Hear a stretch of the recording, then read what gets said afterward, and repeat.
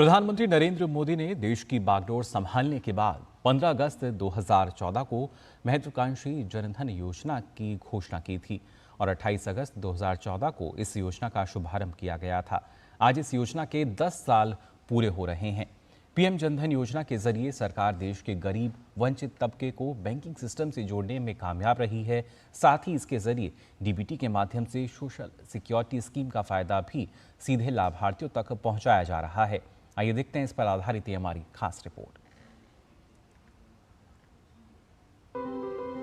देश भर में सभी परिवारों को बैंकिंग सुविधाएं मुहैया कराने, हर परिवार का बैंक खाता खोलने और उन्हें आर्थिक रूप से सशक्त बनाने के मकसद से प्रधानमंत्री नरेंद्र मोदी के द्वारा 28 अगस्त 2014 को शुरू की गई महत्वाकांक्षी जनधन योजना देश भर के करोड़ों लोगों के जीवन में कल्याणकारी साबित हुई है।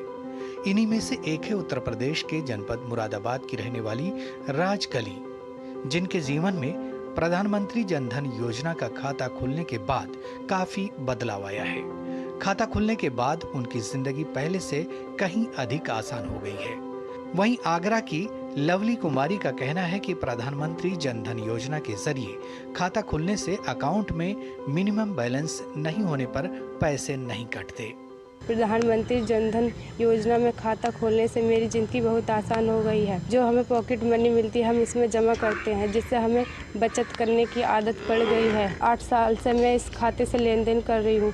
इसके लिए प्रधानमंत्री जी के लिए धन्यवाद। इस खाते से मुझे कई सारे लाभ मिले हैं और ये खाता बहुत ही अच्छा है। जैसे कि आप लोग सब लोग खुलवा सकते हैं, तो इसमें आपको कई सारे लाभ मिलेंगे। को हम ज़ीरो बैलेंस से खुलवा सकते हैं क्योंकि इसमें कोई भी चार्ज नहीं लगता कटने का। अगर हम पैसे ना भी रखें और सारे पैसे निकाल सकते हैं इसमें से।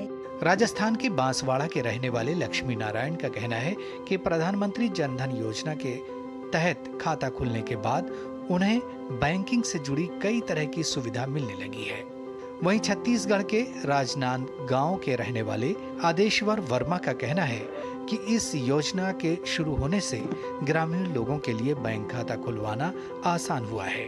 उन्होंने बताया कि इस योजना के अंतर्गत अब ग्रामीण लोगों को अपने पैसे जमा करने और निकालने के लिए शहर नहीं जाना पड़ता है, बल्कि वो गांव में ही ग्राहक सेवा केंद्र के माध्यम से अपने बैंकिंग लेन देन कर सकते हैं।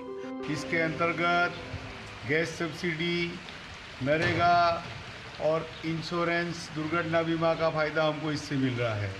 इस योजना के जोड़ने के बाद बैंकिंग प्रणाली की काफ़ी सुविधा हमको मिलने लगी है। इसलिए जनधन योजना जब से चालू हुई है तब से हमको इसका फायदा मिला। जीरो बैलेंस में सबका खाता खुला है, साथ ही साथ उसमें जीवन ज्योति बीमा, सुरक्षा बीमा जो कि 436 और 20 रुपए इस सालाना जो देना पड़ता है, जिसमें 4 लाख का बीमा सभी ग्राहकों को सुविधा मिल रही है। प्रधानमंत्री नरेंद्र मोदी जी का हम तहे दिल से अभिनंदन करते हैं, स्वागत करते हैं, धन्यवाद देते हैं। पश्चिम बंगाल के कूच बिहार की रहने वाली माया सरकार का कहना है कि पहले उनके पास कोई बैंक खाता नहीं था, लेकिन अपने एक परिचित से प्रधानमंत्री जनधन योजना के बारे में जानकर खाता खुलवाया और अब 300 रुपए प्रति माह गैस सब्सिडी सीधी उनके खाते में आ रही है। वहीं पश्चिम बंगाल के मालदा की रहने वाली बोनी कुंडू साहा का कहना है कि प्रधानमंत्री जनधन योजना के जरिए खाता खुलवाना काफी आसान है और इस योजना में खाता खुलवाने के बाद उन्हें काफी फायदा मिला है। मेरा कोई बैंक अकाउंट नहीं था। दोस्त से जनधन योजना के बारे में सुना और उसके बाद मैंने अकाउंट खोला। तब से काफी कुछ सुविधाएं मिली हैं। कोरोना के समय मोदी जी के जरिए मुझे 500 रुपए महीने करके 1500 रुपए मिले हैं। ये अकाउंट विदाउट एनी पैसे के चल सकता है और इस अकाउंट से हम लोगों को बहुत बेनिफिट मिला है। जैसे कि वो जो बीमा 12 ईयरली 12 रुपये का, वो भी हम क्या है, या फिर पेंशन है जो 384 रुपीज़ का है, वो भी हमने लिया है। मोदी सरकार द्वारा पीएम जनधन योजना को लाने का मकसद था जनता का आर्थिक सशक्तिकरण और गरीब वर्ग को बैंकिंग सेक्टर से जोड़ना।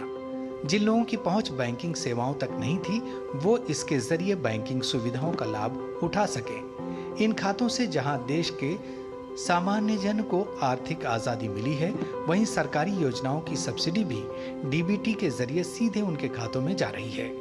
यानी भ्रष्टाचार पर काफी हद तक लगाम भी लगी है। Bureau report DD news.